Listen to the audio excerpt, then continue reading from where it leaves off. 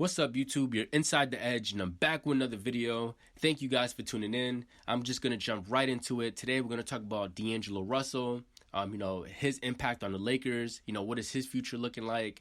I just think, just to even break down this video, there's just so much to unpack just because there's just so many different scenarios going on with the Lakers. I know every team this offseason is going to have a lot of, issues to figure out and a lot of solutions. But looking at this Lakers roster, guys, this Lakers team has so many contracts to deal with. And I think D'Angelo Russell is going to be the focal point of what's to come for this Lakers team because, there's a situation where he can get traded. I did see that the Lakers, they have 2 draft picks this year. That's going to be really valuable. And just looking at, the pieces that this Lakers team has to bring back, looking at Austin Reaves, looking at the success he had this season, it's a no-brainer that the Lakers are going to try to compromise and bring him back. Lonnie Walker is the guy out there that try to, make a name for himself. He had a couple good moments in playoffs. I think he can be a really good fit for this Lakers squad. They have to figure out a way to bring him back. Dennis Schroder is another player. And looking at Rui Hachimura, another name that just blossomed this year with the Lakers. I do think that this Lakers team has a lot of question marks, but I also think that this Lakers team can, have a big momentum moving forward as far as, looking at D'Angelo, Russell playing at the level he played. Again, guys, I get it. I know he played horrible against the Denver series. This guy went from averaging 17.4 points to 6 points, throughout that series. That's not like him. But I do think that ever since D'Angelo Russell came to the Lakers, the Lakers had a huge improvement. They went 17-9 to close out the season, and pretty much, looking at D'Angelo Russell and what he can bring to this Lakers team is obviously with his shot-making ability, being able to create space. That is exactly what this Lakers team needed. And if you ask me, I think if the Lakers were to bring back D'Angelo Russell, and let's just say Rob Pelinka gets everything together where he can finesse, Austin Reaves back, Hachimura back, Lonnie Walker, Dennis Schroder. If Rob Pelinka can be a genius and bring back this core, or bring back most of this core, I do think that this Lakers team is a playoff team moving forward.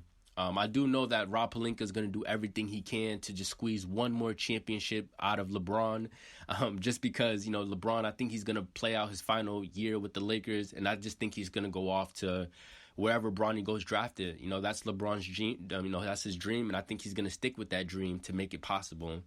But I think that the Lakers moving forward is going to have to start thinking about Anthony Davis and how they can orchestrate an offense around him in order for this Lakers team to be successful to keep going at that title run.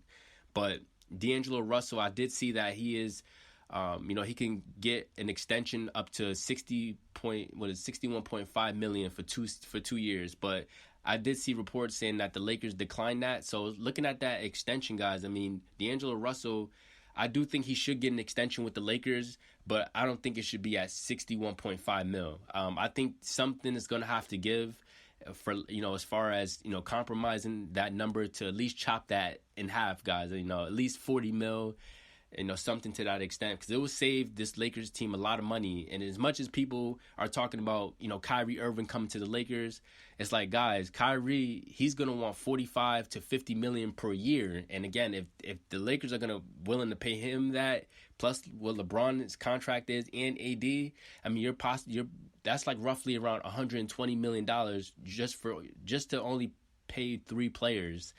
That's quite a lot of money. So I think the Lakers are going to play it smart where some negotiation will happen with D'Angelo Russell where they could minimize this extension where it won't be at a high max of, $60 million, 60 plus, I did see that D'Angelo Russell was even looking for a 4-year, $100 million, guaranteed contract from the Timberwolves before he ended up, getting traded. But with with D'Angelo Russell, looking at his performance against Denver, I don't think it helped his stock at all. I think, looking at where he's at, I think a lot of organizations is kind of turned off by D'Angelo Russell, I don't think he's going to get that 4-year, $100 million. I don't think that contract will ever be offered to him, man. And just looking at his performance and what he did against Denver, Now, I do feel like, again, I do feel a little conflicted, guys, because like I said, I think D'Angelo Russell is a star player. You know, I don't think he's trash. Even with the performance that he played against Denver, I still don't think he's trash. I just think he got exposed, he got caught off guard, and I just think the Lakers didn't have a game plan to really, of how they can really utilize him on the court, and he pretty much, just got benched, and that's NBA basketball, that's NBA playoffs for you guys, and I guess that's like the downfall to D'Angelo Russell is, he's a player that, he'll put up good numbers in the regular season, but when it comes to the playoffs, that's where he tends to struggle. And I think that's why the Lakers and maybe other teams are not willing to give him a major extension because of, his performance when it comes to the playoffs. Again, I do think he's worth a bag, but I just don't think he's worth a major extension contract. And I think Laker fans could all agree on that as well. But again, guys, I'm still just conflicted of what D'Angelo Russell, what's going to be the move for the Lakers. Now, if the Lakers want to upgrade, I do think if the Lakers do want to go after maybe Kyrie, I'll even throw in another name. I think the Lakers, if they want to be better, or they want to get another guard that's better than D'Angelo Russell, if you're going to move D'Angelo Russell, you gotta aim high. So you got to either go for, Damian Lillard, Trae Young, or Kyrie, you know what I'm saying? But again, with Kyrie, I just think a lot of a sacrifice has to be made, because Kyrie, he's willing to play for any team, long as they're willing to give him a bag worth, $45 million per year, which the Lakers, looking at the cap hit, this Lakers team, again, guys, they do not have a lot to work with. So Rob Pelinka, he's been in this business for, decades, so he knows how to orchestrate offense. He's a businessman, and I think he will try to,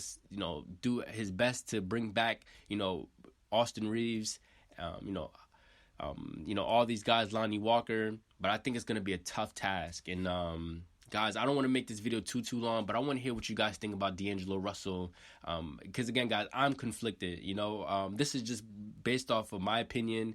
It's still early. No one really knows what's going to happen with this Lakers team, and like I mentioned, the Lakers do have two draft picks. And I think that can be valuable for a trade. You never know. The Lakers may trade away those draft picks just to get another superstar. And I guess that's the question, guys. Do you think that the Lakers should go after another superstar to team up with LeBron and AD? And should it be at that point guard position? Because some people may say DeMar DeRozan can possibly come to LA. So I want to hear your guys' opinion, guys. And tell me what you guys think about D'Angelo Russell. And how, I guess, the middle ground is, how much money should the Lakers offer D'Angelo Russell to come back? Because that $60 million contract or extension, I don't think that's going to happen. And, it's all about money pretty much of what's going on with the Lakers. So until next time, have a good one, guys. Peace.